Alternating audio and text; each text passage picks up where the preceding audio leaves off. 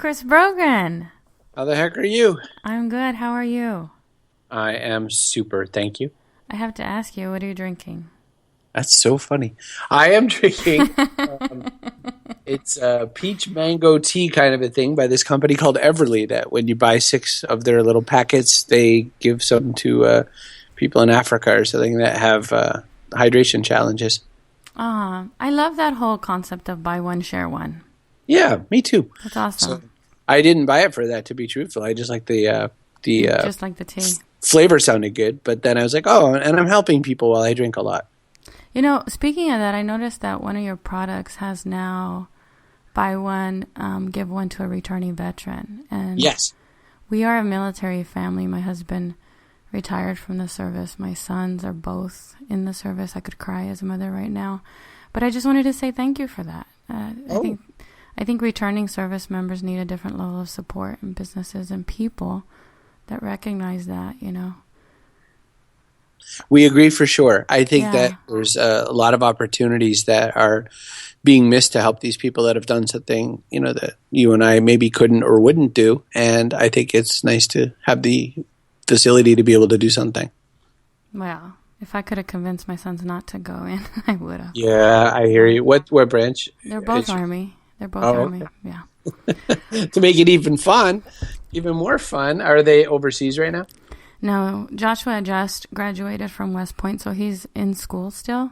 Okay. And will go to his first duty station in about 6 months. The baby, you know, they're always going to be my babies, Chris, is 19 at Fort Benning, Georgia, training to be a scout. Oh, boy. Yeah. What a great time of year to be in Fort Benning, Georgia. Really? Well, I just want to thank you so much for your time. My pleasure. This is a series that I'm calling Heart-to-Heart Conversations. And there are certain people I've met that have really just pulled on my heartstrings because I sense a sort of a deep sense of integrity and compassion.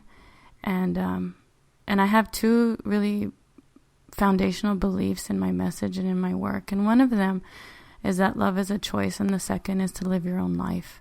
And you really embody both of those things, in my opinion.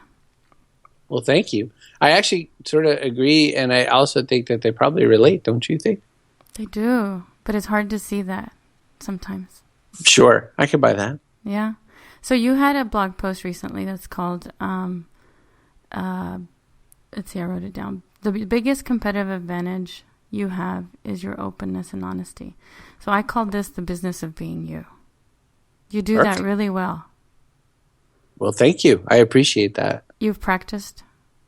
Well, I don't know. I would say that it's more that anytime I ever try to veer from that mindset, that things don't always work as well. You know, a lot of times if I think that we either operate from fear or courage, or fear or love, because courage is just a nicer word for love sometimes. Yeah. I think that when I operate from fear, I don't act like that. And so I've just tried my best to keep us close to operating from, you know, compassion, love, support, because it matches all my beliefs. So practice is the only reason I would use the word practice is it's not unlike the Buddhist concept of practice, where you kind of have to do it daily because you'll probably mess it up otherwise. Moment to moment too, right? Sure. So you said you're either acting out of fear or love, which is also called courage.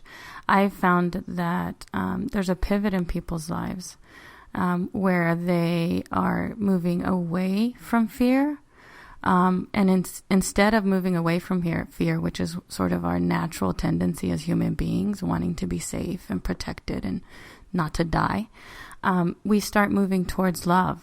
So do you have a defining moment when you felt that pivot or when you started to do that more consciously?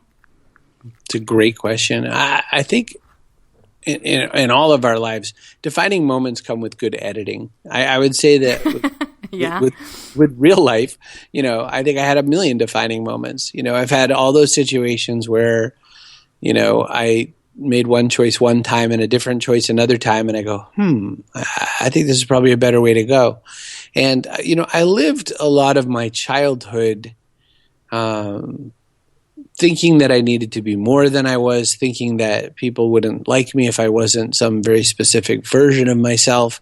I think I did a lot of work to try. I was very self-conscious from a very early age, and very much a people pleaser, which is, people take that as a positive phrase, but it's usually quite a mess, because most people pleasers tend to want to please everyone somewhat equally.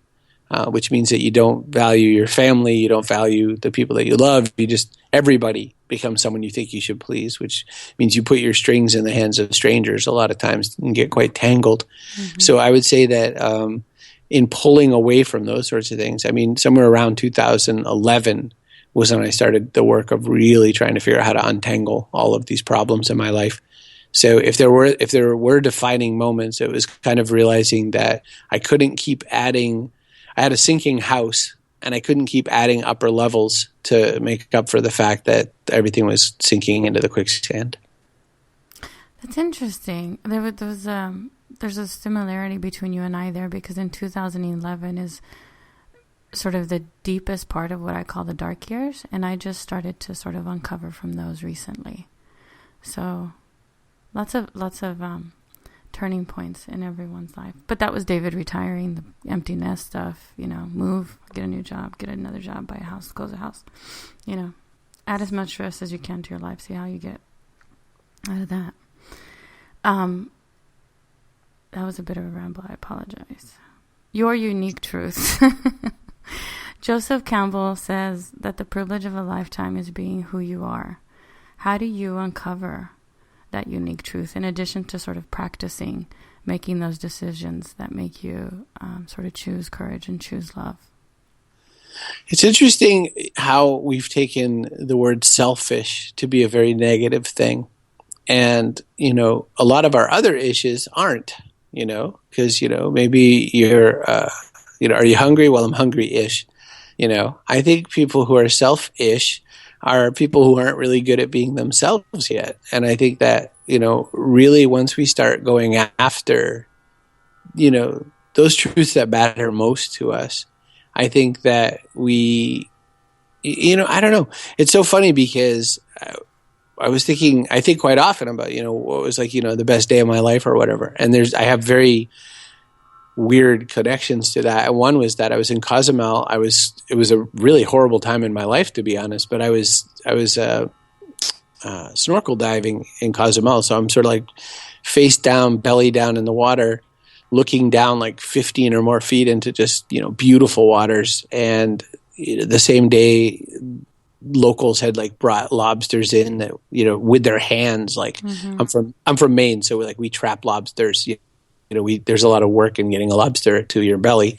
But these guys just like swam in the water with us and pulled them and cooked them and whatever. And we had Corona, which I think is a horrible beer, but there was tons of it. It was delicious on the homemade guacamole, just like pounded on a rock right in front of us. And, you could just as easily have used a bowl, but the rock made it look so cool. And those moments were when I was willing to be within myself and not think about what was next or what had come before. And I think that that's actually, how I translate for my business as well. It's just, how do I help people kind of do what's next by working harder on what's now?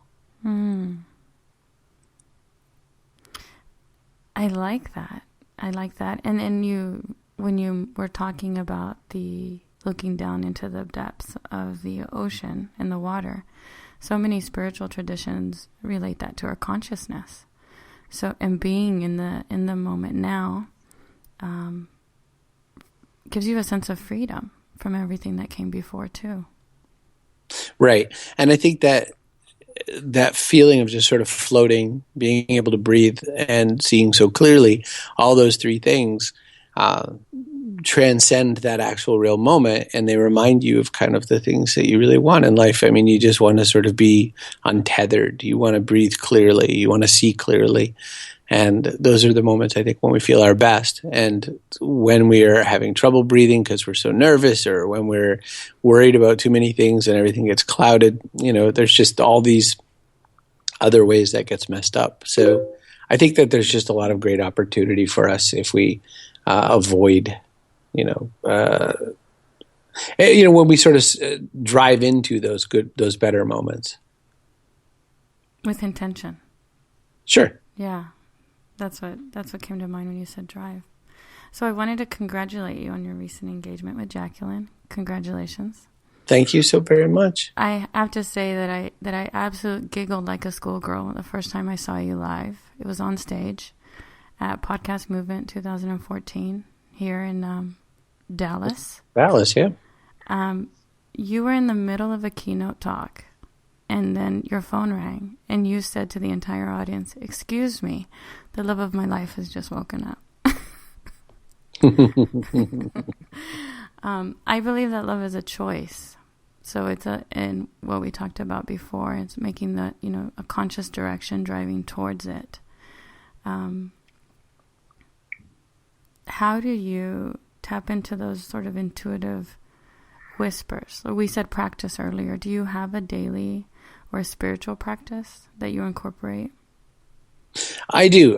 So I picked sort of one of the easier flavors of Buddhism, Shambhala Buddhism. Jacqueline and I both went and saw Pema Chodron in 2011. I guess it was in August. And we just had such a great time. And we converted to Buddhism kind of right after a week-long experience with her and the Sakyong Mipam, who runs Shambhala Buddhism.